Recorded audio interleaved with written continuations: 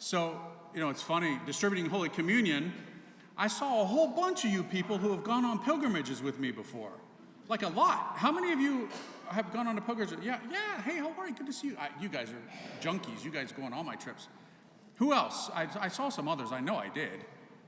Maybe they left. That's cool. All right. So how many of you have done the consecration to St. Joseph? Yay, super good. Okay, great. So basically what I'm going to be talking about tonight is everything you've already read. No, there'll be a few different things.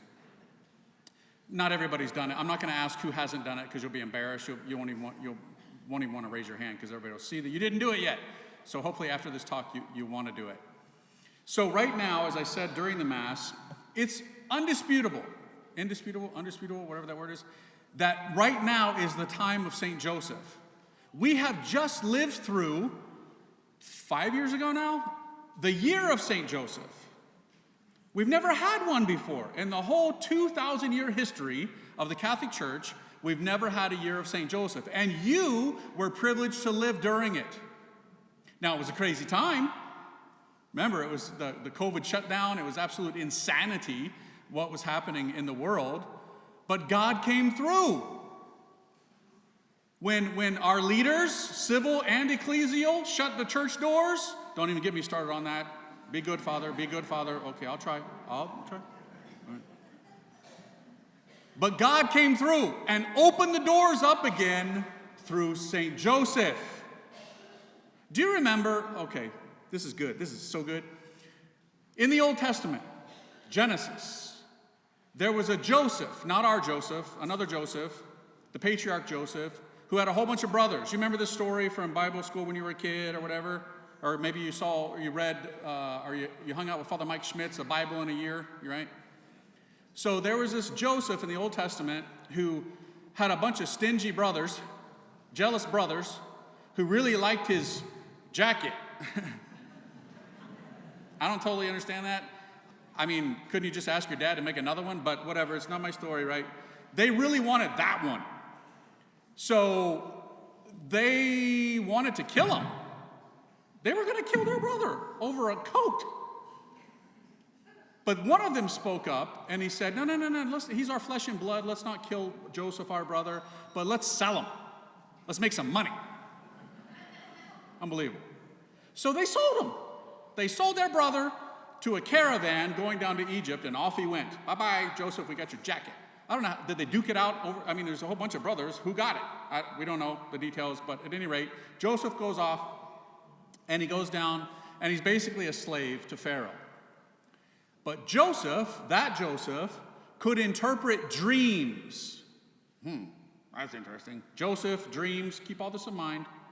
Pharaoh doesn't know what to make of his weird dreams. So everybody's trying to interpret them, and they don't know what they're doing. So they're like, hey, one of these slaves named Joseph, he's like an interpreter of dreams. Let him have a go at it. So Joseph tells Pharaoh what his dreams mean, and Pharaoh's super impressed, and he says, put this guy in charge of all my grain. And Egypt at that time was the breadbasket of the world. It just was. Nobody knew about North America at that time and those kind of things, or other places where they could grow this stuff. That was it. Joseph was in charge of the bread that fed the known world at the time. But then a famine happened. You know the story. So then his own brothers, who sold him into slavery after years, a long time had gone by, they came to Egypt, like everybody else did, looking for bread, because there was a famine. So much time had gone by, they didn't recognize their own brother. Maybe he had a beard, time goes by, he's wrinkled, who knows, but they didn't recognize him. But he recognized them. But he didn't reveal his identity initially. He held it from them. He knew who they were. And Pharaoh was saying to everybody who was coming to Egypt looking for food during the famine, Ite ad Yosef, which means go to Joseph. He has the treasures, the storehouses of the bread. So they go to him. They don't recognize him. He recognizes them. And he asks them a question. Do you have a father? Remember, that's his dad too. And they say, yes. He's very old. And he said, okay, still alive? Okay. Tell you what, I'll give you some. But if you're able to bring your father back again, I'll give you as much as you want. That's the deal. And they agreed to it. So he sent them off with some bread, some grain to make bread, and they were going to go get their dad. What did he put in the satchel of grain to make the bread? Anybody remember? A chalice. Read it again, my friends, in the book of Genesis. Okay? Or read my book again. It's in there too. So I don't know, all you who raised your hand, I'm doubting your sincerity. Okay? No, I know, it's a big book. It's hard to remember everything. So he put a chalice in the bag with the bread. Hello, right? Joseph, dreams, bread, chalice. All that was a preparation for a much greater Joseph with a much greater bread. Our Joseph, our spiritual father, who because of his cooperation with God, we now have the bread of the Eucharist. And during that year of St. Joseph, 5 years ago, when the whole world was shut down, you didn't even have access to the bread. Well, you did if you came to my masses, because I never shut the doors, you know what I'm saying? Yeah, I'm sorry, but that ain't gonna fly. Big fat no on that one. I'll keep saying mass, incarcerate me, I don't care, right? At any rate, for most places, you couldn't get to your church to have the Eucharist. You had to watch it on TV. It's not the same. See, so God said, we're going to open up those doors again and feed the nations again with the bread, because everybody is in panic mode, thinking they're going to die or they're going to lose their job or whatever the situation, all the stress, anxiety of that time. It's insane to think that we even lived through that, right? It's crazy what we lived through.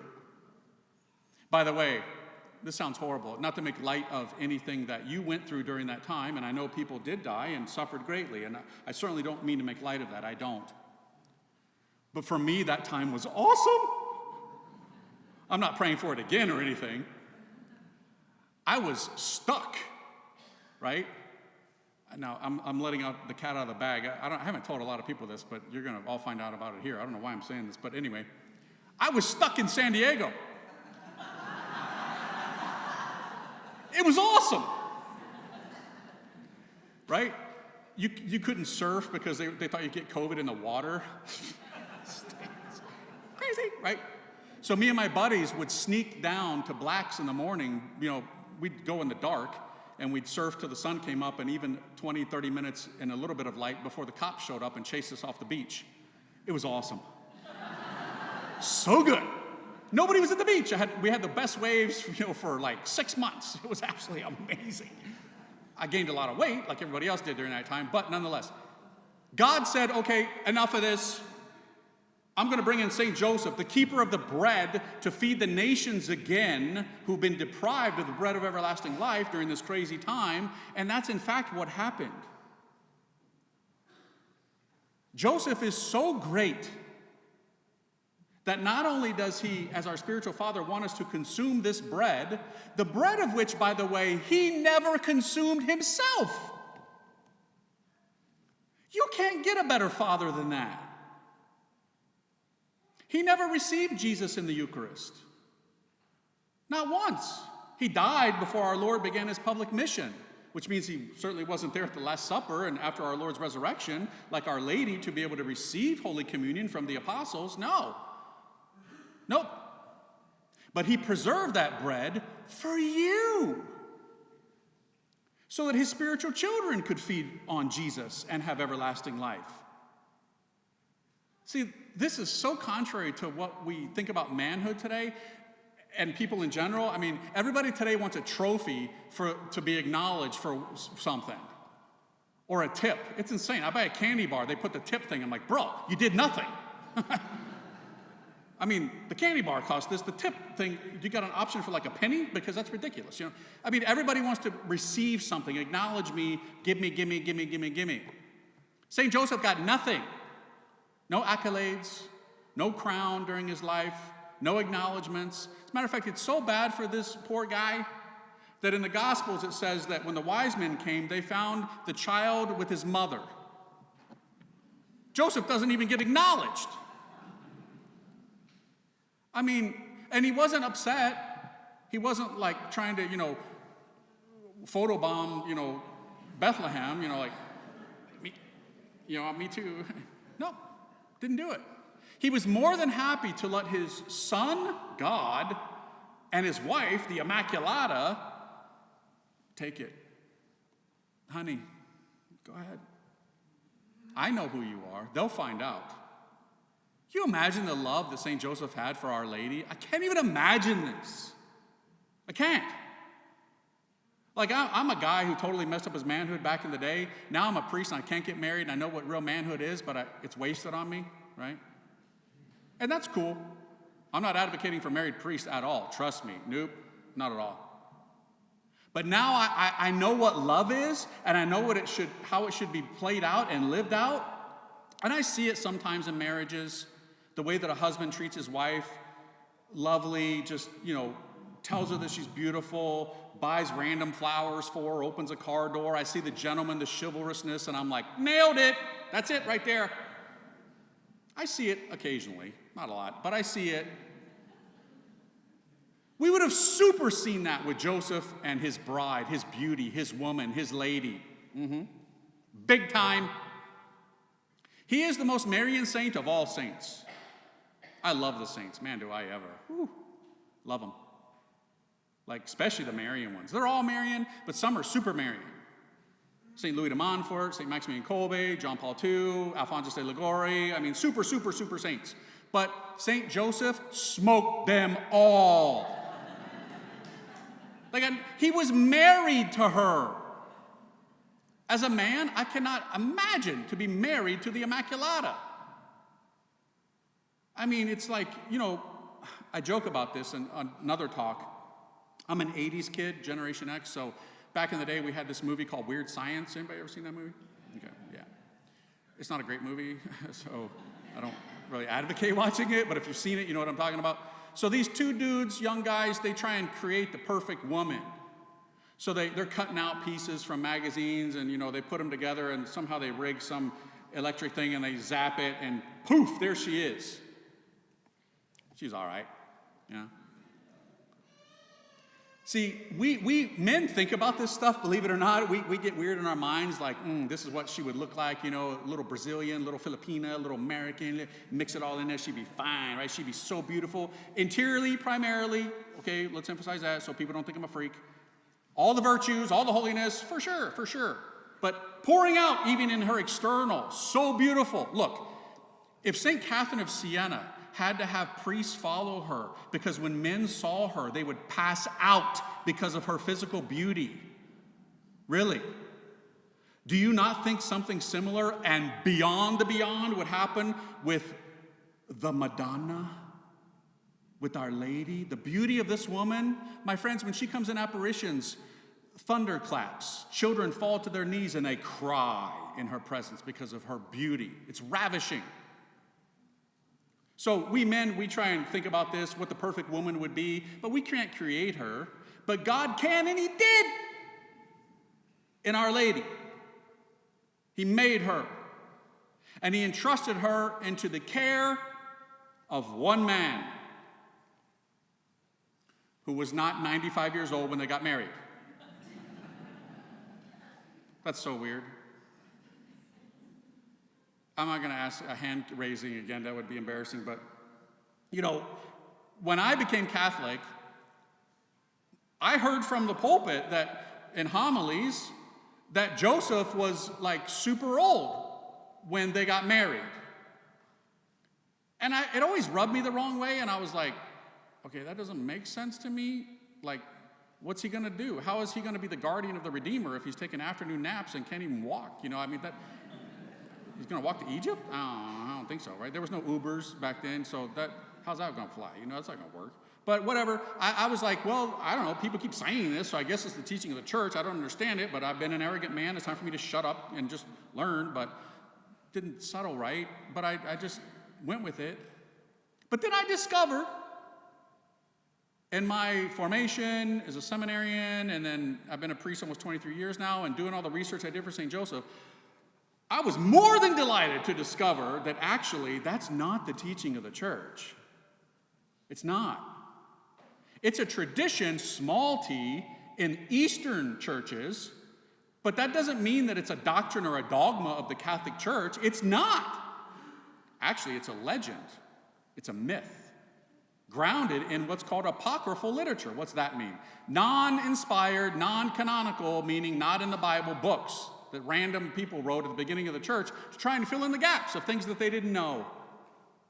Right? Because we don't know a lot about Joseph. We don't even have one word from him in the New Testament. Does that mean he didn't speak? Come on, of course he did. He named Jesus, but we don't have any statements from Joseph in the New Testament, only his actions.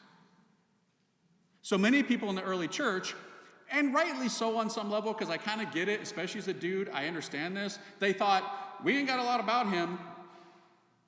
All we know is that this privileged man was so chosen by God, so blessed by God, to be the husband of the Virgin Mary, the most beautiful of all God's creatures. There's no way that a young man could be married to such beauty and not desire to be of one flesh with this. It's impossible for a man to hold himself in check in the presence of such ravishing beauty. Therefore, he 95. He ain't got no passions. He practically blind. He can't even see who he's married to, you know? They created these stories to try and show and protect, and rightly so, the virginity of Mary. Okay, honorable. But you don't have to make him old and decrepit. Actually, it's more virtuous, much more virtuous, if he is in the prime of his manhood. Let's say in his early 30s maybe. Looking fit, because he was. He was probably ripped. Okay, I'm not saying GQ, he wasn't worried to have a scarf around him, all looking, taking selfies or whatever. No. But he was probably a fit guy. Remember, he walked to Egypt. He had to walk to Jerusalem 3 times a year to fulfill the Jewish law. That's not right down the road. Matter of fact, I don't know how far it is. I shouldn't say this without doing the research, but it's probably like walking from here to the border. I don't know. It's a long walk. And so he worked with stone, he was a carpenter. He probably also was handsome. I mean, think it through. Not that external looks are everything, they're not, right? No. But if God is going to entrust the Immaculata into the headship of a man of that home, and the man who's going to raise the God-man, the Messiah, is he going to look like a creeper? Is he going to look like a freak? No, of course not. He's probably a good-looking guy. And that's okay. A lot of people trip when they're like, Father, you said that Mary and Joseph were in love. What's wrong with that? They were virgins, both of them. That's another thing, by the way. See, because when I became Catholic, not only did I hear that St. Joseph was like 95 years old when he married her, I also heard that he had like kids from another marriage. Any of you ever heard that? Right. So again, I was like, well, I don't know. I mean, that doesn't make sense to me. Why would you give Our Lady secondhand goods, so to speak, right? I mean, no offense if you've been in a second marriage or whatever, right? But still, I'm like, give her the best, right? So it didn't make sense to me, but I was like, okay, I don't get it. And in the early church, do you know why that myth was created? Because that too is a myth. It's a legend. It comes from apocryphal literature. It's not the teaching of the church. Never has been, never will. So why do people say it? Well, in the readings, which you hear at Mass, sometimes we hear about the brothers and sisters of Jesus, right? If you brought a Protestant to Mass that day, they'd be like, ha, told you, see? You guys don't read the Bible.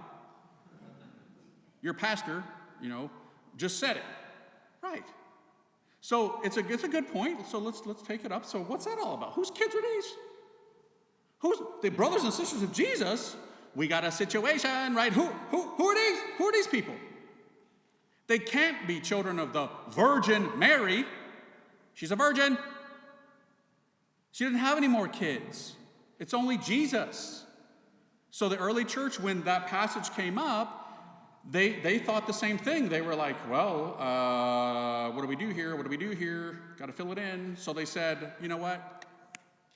Joseph probably was previously married. She died or something. But they had some kids. He brought her into the marriage with a virgin. Therefore, he's a widower. So there we go. No, not there we go. You created something that's not true. As a matter of fact, in the Greek in which the New Testament was written, there was no word for cousins. So at that time, everybody was called a brother and sister, just like in many cultures today. Like if you go to Hawaii even, hey brah, right? I'm not your brother, but everybody says it like that, Or if you go to Uganda or even the Philippines. I remember the first time I went to the Philippines, everybody was calling each other my brother and sister. I'm like, dang, these are some incestuous people over here, What's going on? What's going on? No, because that's their culture. It's how they speak. They're not literally blood brothers and sisters, but that's how they speak it. Well, back at that time, they didn't have a word, so they just called everybody brothers and sisters. Guys, this has been understood by the greatest biblical scholar, St. Jerome. Read his commentary on this. Or the greatest theologian ever, St. Thomas Aquinas. Actually, in the Catechism of the Catholic Church, it talks about this. These are not brothers, these are not children of Mary, and they're also not children of Joseph. He's not a widower. He wasn't married before. He too was a virgin. As a matter of fact, popes have affirmed that, and so have apparitions, approved ones, in which St. Joseph has appeared. Saints have talked about this, holy mystics in the church. And doesn't that just make sense? You bet it does. You bet it does. So, we don't have a lot about St. Joseph in the scriptures, just his actions. People bought into myths and it kind of carried on. And that's why today, even, if you go at Christmas time and you want to buy a Hallmark Christmas card at CVS, generally you're going to see the young virgin looking all beautiful with the light veil on and the baby Jesus in the crib and the kings and the wise men, and then you got the creeper in the back, right? Joseph, not chiseled and fit. Cain is holding him up because he's about to die. Or he looks like a girl, effeminate, looks dainty and just tiptoeing through the tulips. He doesn't look like he's working with wood, right? Right. Because we've made him soft.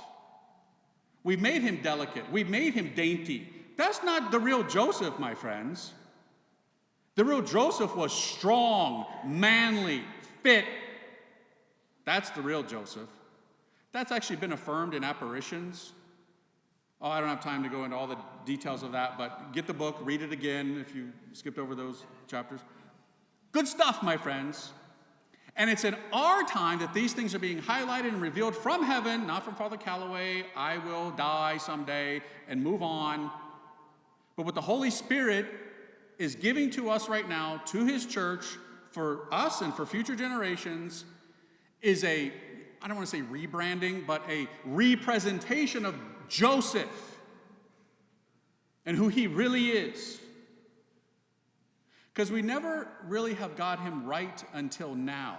Not that we're creating a new, you're adding to divine revelation. No, I'm not. I'm just unpacking it. And there's things that are so amazing that, man, when my book came out, I was like, I wish that we could ground like the age of St. Joseph and more than an apparition, because that's private revelation. I wish we could ground his age to show that he wasn't an old man and something more than a pious saying of a saint, because that's not necessarily magisterial doctrinal teaching of the church. What a saint says could be super cool, but that's not actually, So bummer that we can't ground this in anything more. But we can. I only found out about it after my book came out. I'm not going to have time to unpack this for you. I'm going to give you a name. You can go watch the YouTube videos. There's a scripture scholar named Dr. Brant Petrie down in Louisiana. This dude is brilliant. Like, I'm a dummy, dude. Like, I don't know all these languages. These guys do. And they went and he in particular, but many people with him, discovered that in the Greek, when the word man is used in the New Testament, there's all different kind of variations, right? In English, I don't know about many other languages, but in English, we just say man. We may put something before it to qualify it, young man or old man or whatever kind of man, handsome man, ugly man, whatever. But in many other languages, you could be super specific with a particular use that can even depict an age in it. You don't have to put a qualifier in front of it like young or old or middle-aged. In the one word that you use for man, it can tell you the age. Well, in the New Testament, in the Greek, when you line up all the uses that are used for man, and you look at the men that they're talking about, there it is. For example, do you remember, I think his name is Zechariah, when it talks about him and the word that's used to describe him? That term in the Greek, man, at the time, 2,000 years ago, it was understood, even by the secular people, that this was the age bracket. He's old. You don't have to say old because the word itself implies this is the word you use in the Greek for man to describe old men. And then there's this word for like super old men. There's this one's for like basically teenagers, men who are just coming to be into their manhood. And then there's another one for men who are basically between the ages of like 25 and 35. That's the Greek word in the New Testament, divine revelation, that was used for Joseph. There it is. We don't have to rely upon a private revelation, an apparition, or some pious saint. It's in the Word of God itself. Wow. I was so happy to find that because I was like, I told you. I knew it. I knew it. And it's true. But you know, you can't fault people for things that they didn't know. And no, of course not, right? They were doing the best that they could. And so we've always loved St. Joseph. Nobody, no saint, no holy person in the church has ever been like, yeah, I'm not down with that. I'm not into him. Like, I'm good. No. Certain saints were super into him throughout the last 2,000 years. St. Teresa of Avila, like, really loved him. And she challenged people to try devotion to him, to see what he could do for them. And she was like, all the other saints, they help you with a particular thing. You know this. If you lose your car keys, you pray to, right. If you got cancer, you pray to St. Peregrine, or, yeah, right. So, you know, there's certain ones that are for certain things. But St. Joseph, she said, is for all things, because he's our spiritual dad. He's our spiritual father. But she wasn't an academic. She didn't write big tomes, you know, given a treatise on the greatness of St. Joseph. She just told people basically to love him, be devoted to him, and watch the wonders that will happen in your life. But that's about as far as it got until modern times.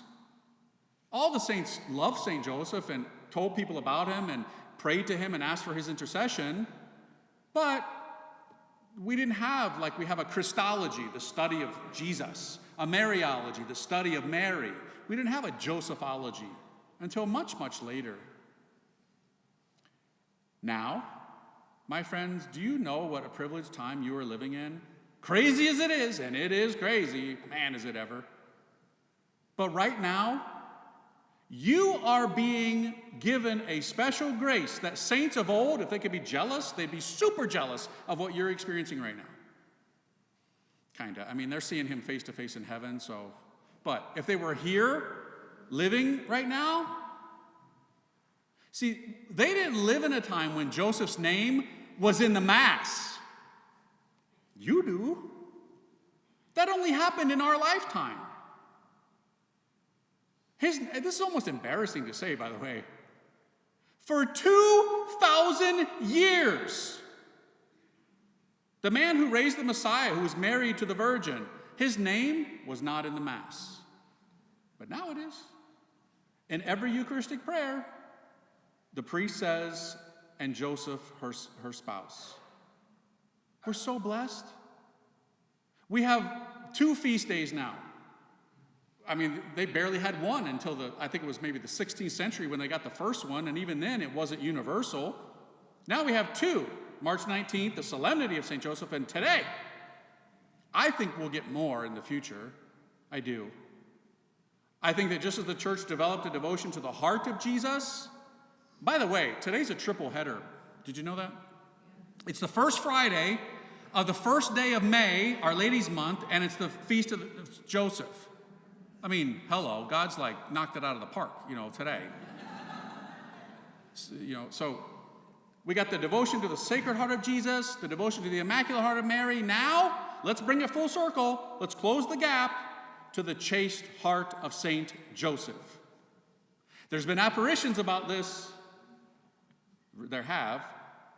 And the church leaders sometimes are slow like molasses to examine these things, to approve these things. I wish we could kick it up. They're like in first gear. I'm like, come on, guys. Come on, guys. Come on, guys. Sometimes they actually get in the way and they take it like in neutral and like stop the whole process. I'm like, what's wrong with you people? Heaven wants this. I think it'll happen in God's time. In God's time. So, when did this really kick into gear? Because it wasn't just in the last 5 years. It's been building slowly, and it's crescendoing right now with our time. But specifically in the 19th century, an amazing thing happened. A whole bunch of people were writing the Pope, bishops, nuns, lay people, and they were saying, "Dear Holy Father, please declare St. Joseph the patron of the church." What does that mean, patron of the church? Patron comes from pater, in Latin, means father. So he let people know that he's our father. Just like we all know that Mary's our spiritual mother, but Jesus doesn't have a one-parent household, right? He had a mom and a dad. Everybody knows about Our Lady, and rightly so. She's greater than Joseph, but everybody's forgetting Joseph. Holy Father, let the world know. You've got authority. You're the vicar of Christ. Write a document. Make it known. He prayed about it. And then a Dominican priest, a really pious priest, he wrote a letter to the Pope. His name was Father Jean-Joseph Lataste, a French priest. He wrote a letter to the Pope and he said, "Dear Holy Father, I too, I ask you, I beg you to declare St. Joseph the patron of the church. Let people know, and I offer my life. Every suffering, every hardship, every difficulty, I will endure for this one cause, that you, dear Holy Father, would make this known." The Pope was so touched by that letter, he said, "I will grant this pious Dominican's request. The world needs to know." And he did it. Do you know what happened to that priest?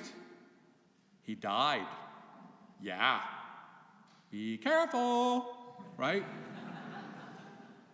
I wrote a letter to the Pope, too, about 6 years ago, asking him to declare the year of St. Joseph, and it happened. But you know what? In the letter, I didn't offer my life, so I'm still alive. Right, so I'm not ready yet. But I actually want to write him another letter about, something else. Anyway, so the Pope does it. Man, this thing takes off. Devotion to St. Joseph, people are wanting to be close to him, and it's unbelievable things that are happening. Such incredible things, unheard of things. That was in, I want to say 1871, I think. I should know this, but it's in the book, okay, because I got all these dates in my head, I get them mixed up. It was around that time. What happened right after the Pope did this? When the Pope does something, heaven responds. St. Joseph came in an apparition. Yeah, this is crazy. This is unheard of. Usually it's Our Lady near like a stream and a grotto with 3 kids, That's usually how it goes down, Joseph came. Anybody want to give a shot at where he came? Anybody know? Not France. You did come to France, but this is the one I'm talking about. Knock, that's right. Ireland! Our Lady of Knock, but not just Our Lady of Knock, Joseph of Knock too. Right? Again, he gets forgotten, always. And he doesn't mind. He's like, "It's okay, honey. Let them acknowledge you." Right? He's such a good man. Right? But I think Our Lady actually wants him more acknowledged now, because after our knock happened, which Joseph wasn't present at, classic, by the way, he didn't say anything. I'm like, bruh, say something, right? We ain't got one word from you in the New Testament. Now's your chance. Speak, right? But he didn't need to say, Our Lady didn't say anything either at knock. Their presence comforted the people who were going through a famine. So after that, more things happened. The Pope started talking about St. Joseph in incredible ways. We got the litany of St. Joseph. And then St. Joseph came in another apparition. Anybody want to give a go at what this one was? What is it? No, that would come later, but yes, we're getting there. Come on. I know she knows, right? Fatima. Yeah. Now again, Our Lady of Fatima, but Joseph of Fatima too. He was there. Right? Many of you may be devoted to Fatima. You not be aware that St. Joseph appeared in the sky holding the Christ child on October 13th, 1917, the big apparition, when the sun spun and 70,000 people saw it and everybody thought the sun was going to destroy the earth and it rained and then all of a sudden everybody was dry. St. Joseph appeared in the sky. All three children affirmed it. But he doesn't get acknowledged. And then it continues.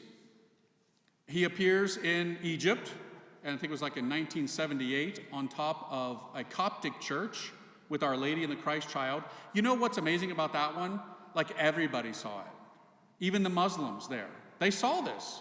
There's even pictures of it. Go online, YouTube this, Google this tonight, Our Lady of Zaytun in Egypt, this town, and you will see people got, I guess, Polaroids at the time, whatever. There they are. For hours standing on top of the church. Yeah, it's amazing. And then even here in the United States in the 1950s, we have Our Lady of America. Not just Our Lady of America, Joseph of America too. But see, this is the one where the bishops get tripping on. Don't even get me started on this. It's like, come on, guys. Come on, guys. What are you doing? Heaven is telling us what to do to overcome the difficulties of our time. It actually says in that apparition that God desires a new feast day to the heart of Joseph. It's like a no stinking brainer. And yet men get in the way. Oy. Pray for this. It'll happen. It'll happen. I hope it happens before I'm dead. I'd love to see it. I really would. You're living in this privileged time right now, my friends, where we have Joseph's name in the Mass. John the 23rd put it in, and then John Paul II was going to do it in all the Eucharistic prayers, but he died. And then Ratzinger, Benedict the 16th, ended up putting it into the first one, Eucharistic prayer 1, and then he abdicated, retired, whatever you want to call it. Don't even get me started on that either. But then Francis gets the credit. Whatever, right? Yeah, don't get me started on that one either. So anyway, so the church, you are living in this time right now. And right now, in your situation, and whatever it is that you're going through, the anxieties of life, the difficulties of life, the difficulties of being married in this time, being faithful, of having children who leave the faith, of all the stuff that's going on today, God has not abandoned you. It may look like it sometimes. You might think, wake up, right? He's asleep on the boat. The waves are like pounding the ship right now, Lord. Like we're about to go down.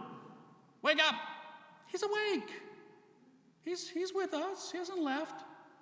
We just have to be people of prayer and to be able to hear his voice and to know his presence and his love. We have to be confessing our sins and trying our best to live a good life. Mistakes we make, of course. But right now, we have never, ever needed St. Joseph more. They didn't need him as much as we do now 2,000 years ago. I mean, they kind of had things figured out on some level. They weren't in the crises that we're going through right now. For example, I'm not going to get into great details because there's young people here, but you'll know what I'm talking about. Right? Today, we make the ancient Greeks and Romans look like Boy Scouts, even though they got their own issues today, right?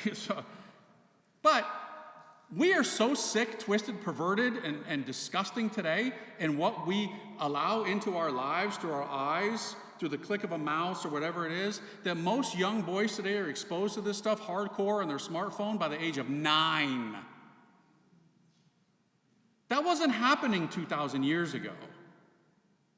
It wasn't happening 100 years ago. But it's happening now. The perversion, the sickness, the craziness, it is so out of control.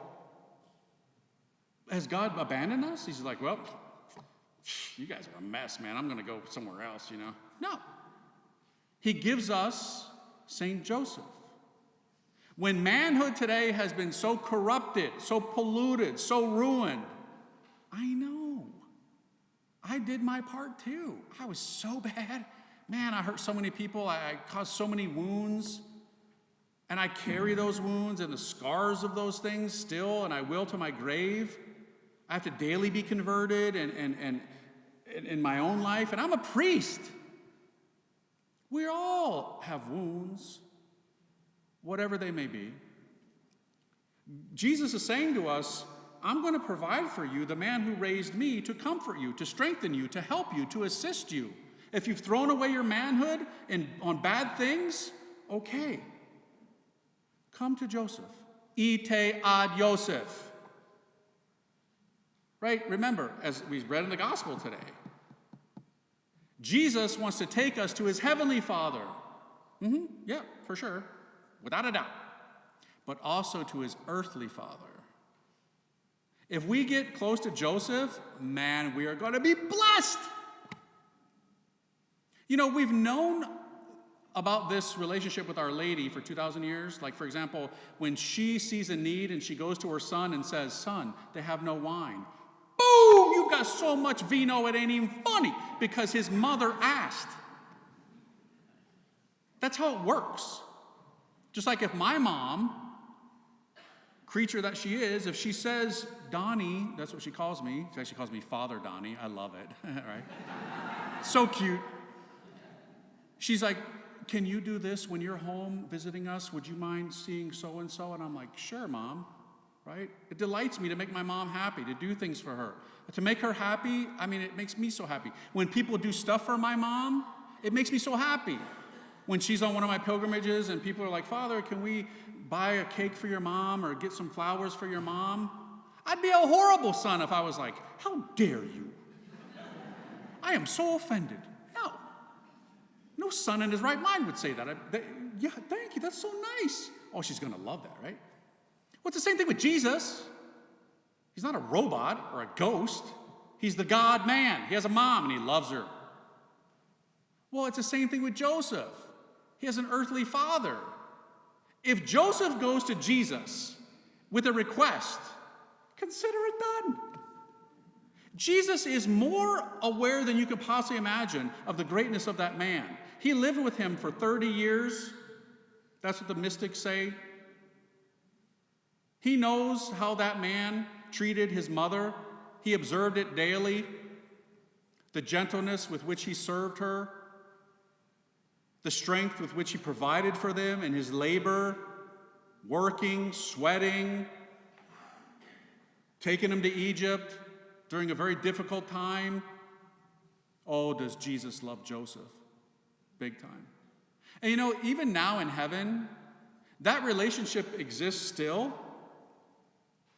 That's why we call Mary the mother of Jesus still. It didn't stop being that way, right? It's forever now, for all, not time, for forever.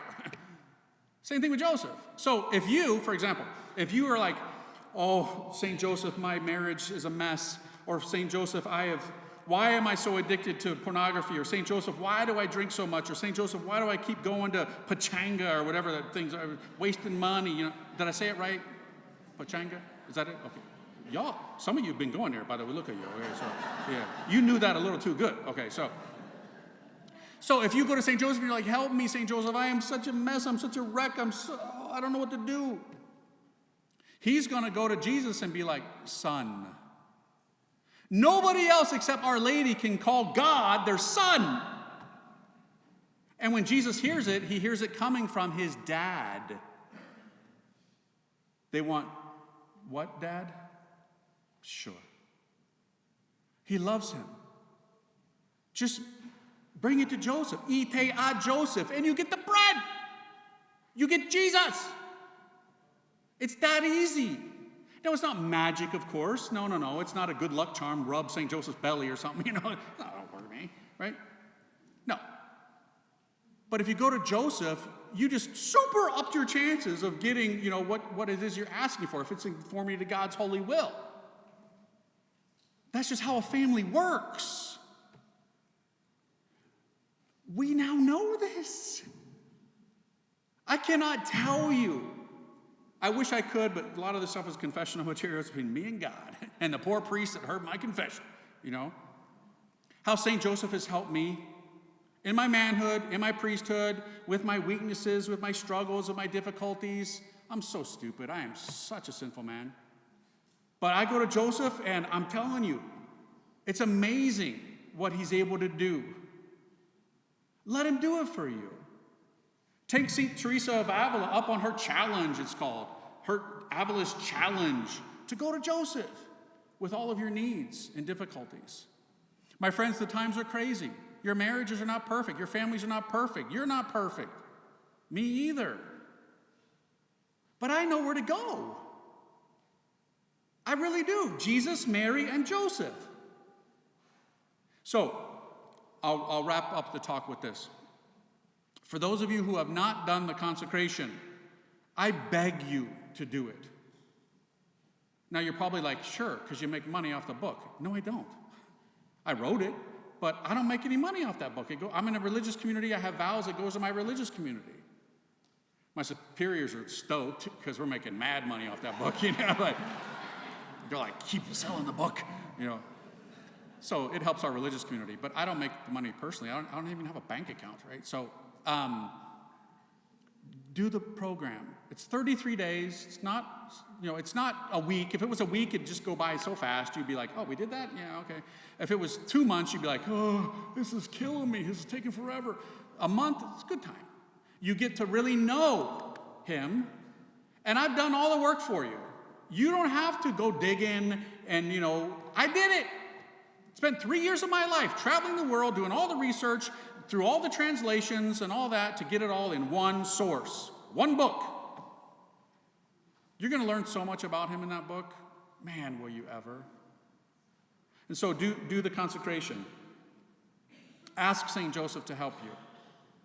Now, if you don't think I'm weird or something, I'm going to invite you to another challenge. Come on a pilgrimage with me.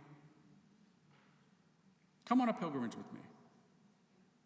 You may be thinking like, nah, dude, you're weird. I'm not getting on a bus with you in Europe. I'm good. I'll go with Father Mike Schmitz or something, right? I call him the chipmunk priest. He talks so fast, right? You got to slow it down to understand what he's saying. I love that guy. He's absolutely amazing. It's funny.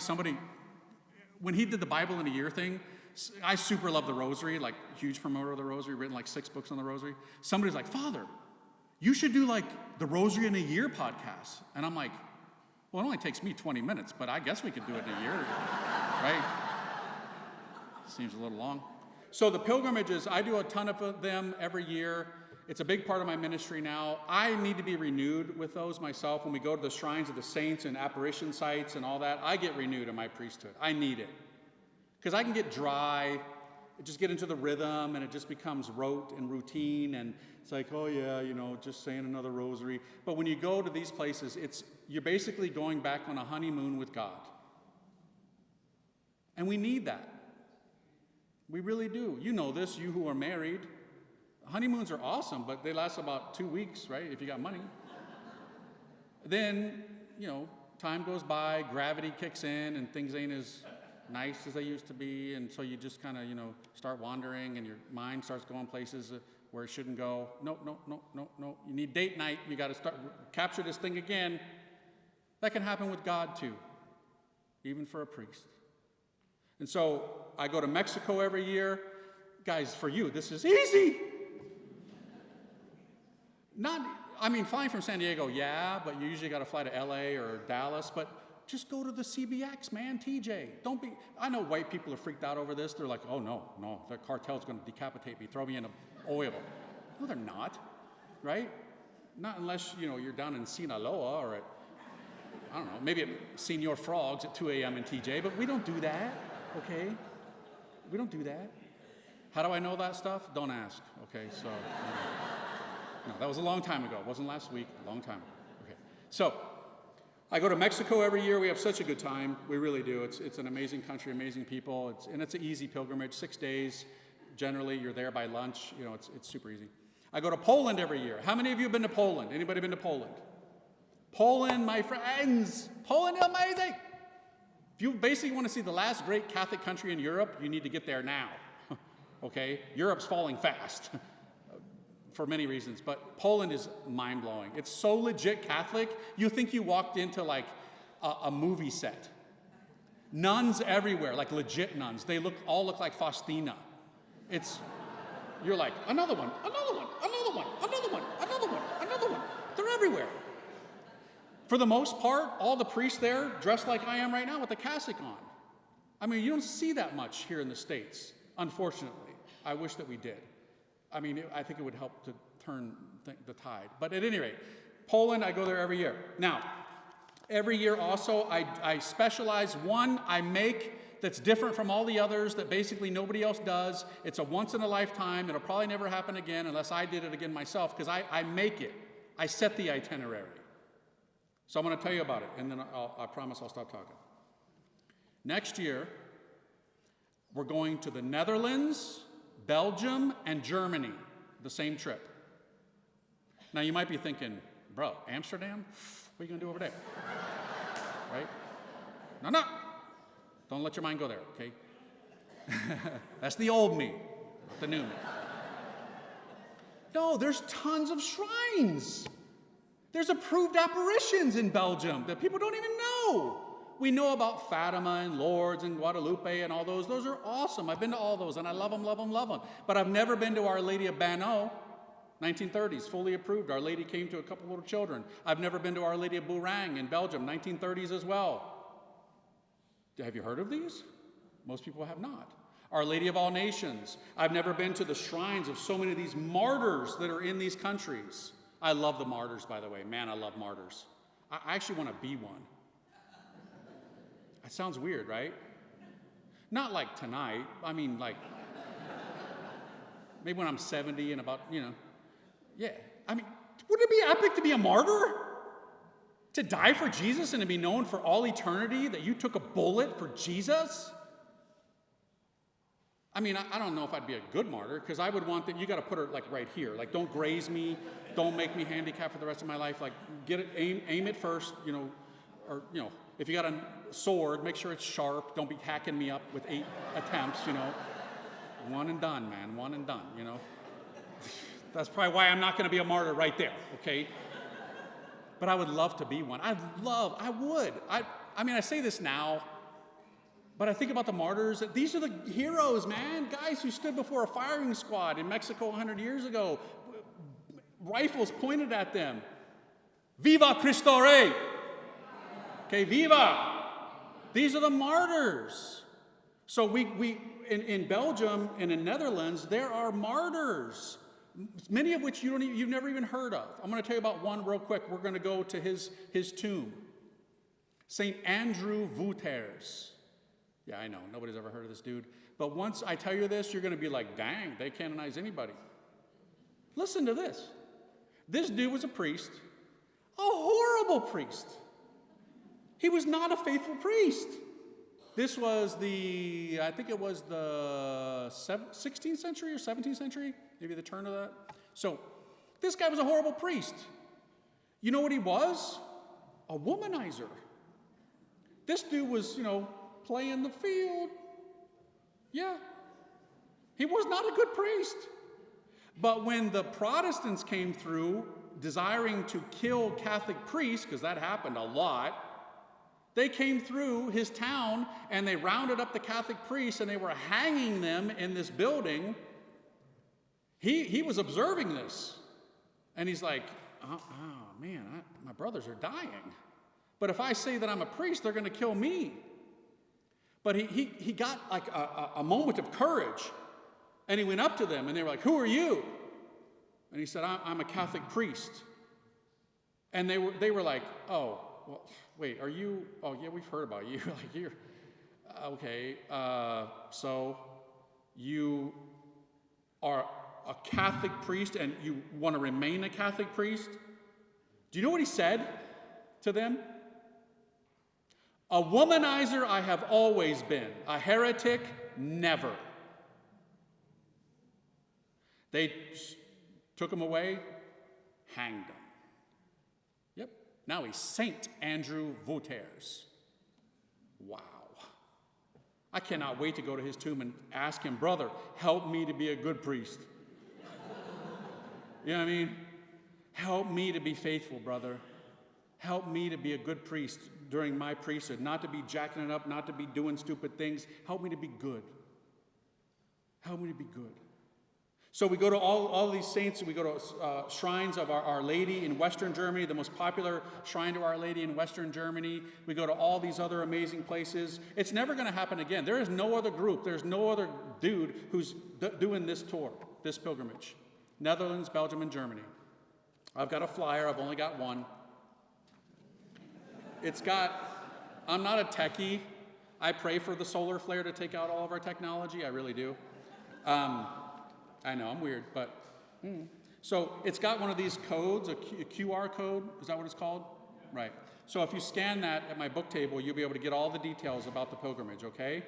So please pray about joining me on the pilgrimage. We have such a good time. And bring your jacked up family. Yeah. It's amazing how often this happens. Like the husband goes because the wife is like, honey, want to go to Europe? Right? Suckers them into thinking they're going a little vacay. It's not a vacay, okay? I mean, we're going to have a good time. We're going to pray and have a little vino at night and stuff like that. We have a good time, but you're here to grow, right? But sometimes they don't realize that, and they're on the bus, and we're praying the rosary every day. We have mass every day, and they're just like, shoot me now, you know? But by the end of it, the dude's praying the rosary. By the end of it, the guy either wants to go to confession, or I get an email, sometime after, Father, you're not going to believe it. My husband is going to church with me now. Father, you're not going to believe it. He's becoming Catholic. This happens a lot. Kids who are there, you can tell they're in a funk. Mom dragged them on this pilgrimage. They got their little emo, freaked out look, and they've got their headphones on, paying attention to nobody. They think this whole trip sucks, right? They're in their seat on the bus just hating life. But then at some moment, there's a breakthrough, and I'm able to talk to them, and I'm not a weird dude, so I'm like, what's up, man? What kind of music you listening to? And they tell me, and I'm like, internally, I'm like, that's weird. But we start a conversation, and I just meet them where they're at, and, one thing leads to another, and all of a sudden, they're smiling, and they change, and there's a transformation that happens. There's a reason that you do pilgrimages. Because most of you, you're not going to be able to experience something like that here. Although you can, it's the tabernacle. The greatest pilgrimage every day you could make is to Jesus, right? But probably you're not going to be able to drag your husband and your funky kids to the Catholic Church to pray before the Blessed Sacrament. They're going to be like, yeah, no. But if you tell them, let's go to Europe, they might be like, oh, cool, right? Let's go. And then let God work. Okay. That's it. So I got the flyers. I'm going to sign and sell books. Guys, thank you so much for spending some of your Friday with me this evening. Trust me, 35 years ago, I would have never been in a Catholic church on a Friday.